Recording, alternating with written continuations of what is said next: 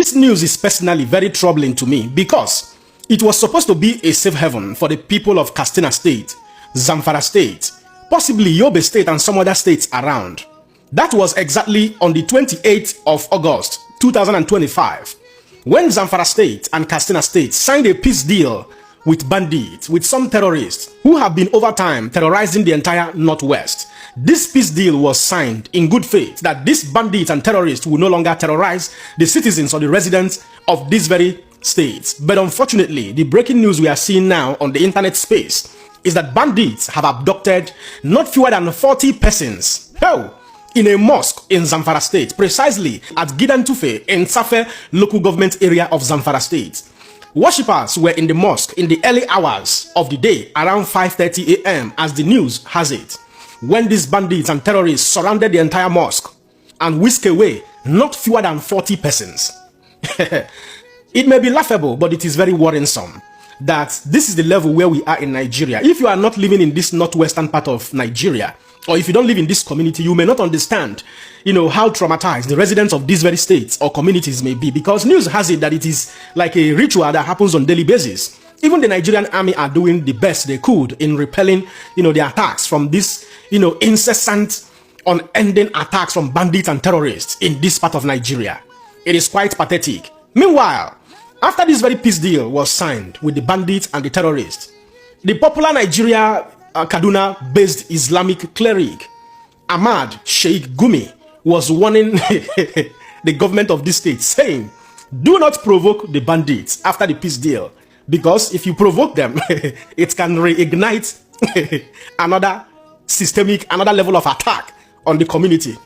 As if to say that statement was also in the heart of this bandit. Inote, the bandit strike. The bigger question now remains, were the bandits provoked after the peace deal that they had to strike again to abduct people from the mosque, or something else that made the peace deal to collapse?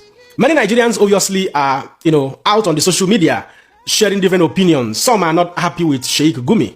Some are still saying, why is this man still living freely in the Nigeria of today? Some are even going as far as saying that Sheikh Gumi should be in prison. These are some of the opinions from concerned Nigerians. It is quite pathetic that this is where we are in the Nigeria of today. I understand that in tackling insecurity, terrorism, and banditry, that both kinetic and non-kinetic approaches are usually applied. But it gets to a time where the government of the day needs to be decisive in tackling some of these problems. Just like somebody like Donald Trump and somebody like the Prime Minister of Israel, Mr. Benjamin Netanyahu. These people hate to negotiate with terrorists or bandits. They have openly many times made it very clear that there is no point, that it is baseless to have a negotiation with bandits and terrorists. But here we are in Nigeria, still applying that very non-kinetic approach. Well, I don't want to say that it is not working, but from what we are seeing so far, Nigerians certainly will be in the right position to tell us whether this non-kinetic approach of constantly negotiating with bandits, whether it is working or not. Because one thing we have seen over time is that you can negotiate with bandits in Sokoto, and bandit will leave Sokoto after making the peace deal and go to Damaturu, to strike, or go to Abuja to strike. You can negotiate with a bandit in Zamfara State. They will leave Zamfara State and go to Kaduna to strike. You can negotiate with bandits in Benue State. They will leave Benue State and go to Kwara State to strike. So you now begin to take a pause to ask yourself, is the negotiation actually worth it? Well, I leave that answer to the government of the Federal Republic of Nigeria, as well as the chief security officers of all the states in Nigeria, of which the onus sits with the governors. Even the Sheikh Gumi, who has over time been mediating between federal government and bandits and terrorists. Many of you will still not forget how he was denied visa by Saudi Arabia sometimes in May this year when he wanted to go for Hajj. They denied him visa. Some of the reasons they gave was because of his views on world politics, how he perceived things and, his opinion and his position with respect to world politics. But if you begin to dig deeper, you will find out that it is certainly beyond that. Like I said, the worlds have ears. Whatever we do in this part of the world, Africa, in this part of the world, Nigeria, the world certainly are having ears on ground seeing everything how it goes, because this generation of social media is doing a lot, whether you like it or not. Well, I sincerely hope that those people who were abducted will, sooner or later regain their freedom.